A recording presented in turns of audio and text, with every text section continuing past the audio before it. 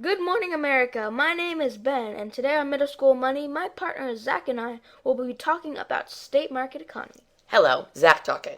Today, we will break down this concept and explain every part of it to you so it is less confusing. Also, we will provide modern examples of this economic system to help the children at home understand it a little bit better. Thank you for supporting this radio station.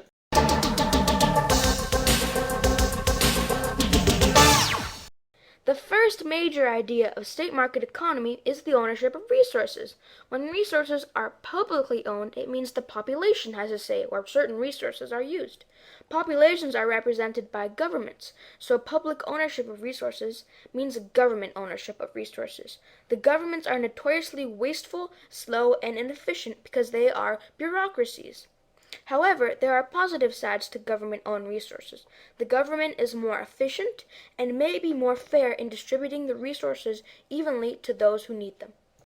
Private resources are controlled mostly by companies which are all about profit, and if they do not use the resources efficiently, they fail to make maximum profit.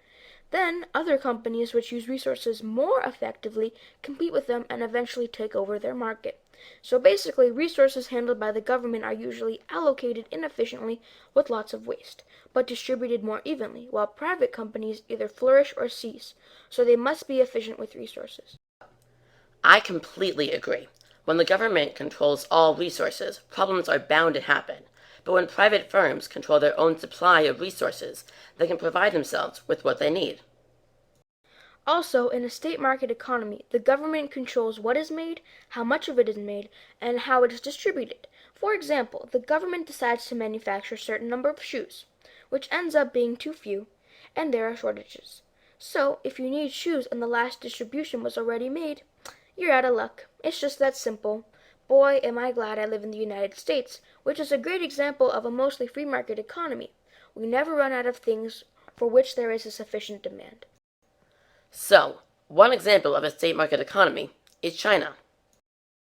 Why China? You see, China used to have a centrally planned economy, but in 1993 it all changed.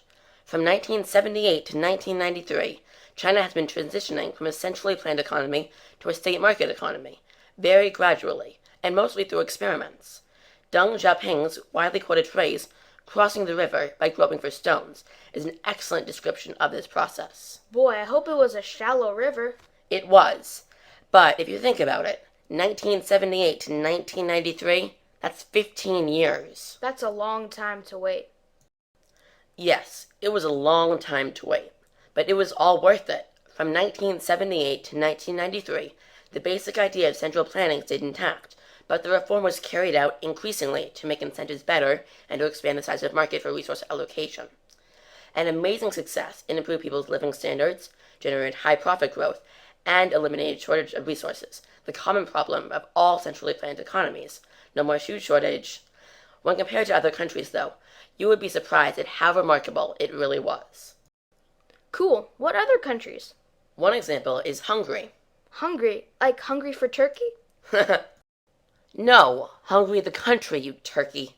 One of China's role models until the 1980s, Hungary eliminated required production minimums and due dates for product delivery in 1968, which means the companies now had a right to decide for themselves how much and what to produce, and when.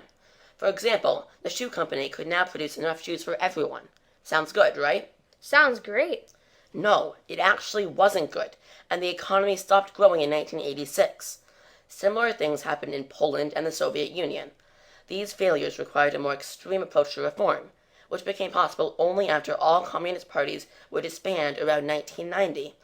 Compared to these other countries, the Chinese success was a big surprise, and it's built a new and different way to transition from a planned economy to a state market economy. China did well. But in November of 1993, everything changed. China changed its goal from a slow change to an instant change to a modern market economy.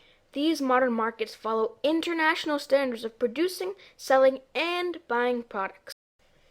I love podcasts, don't you? No commercials, no interruptions, no time limits. I have so much information that I can go on and on and on. Ben, what are you doing? Why do you have that look on your face? No, don't hit the pause button. Don't.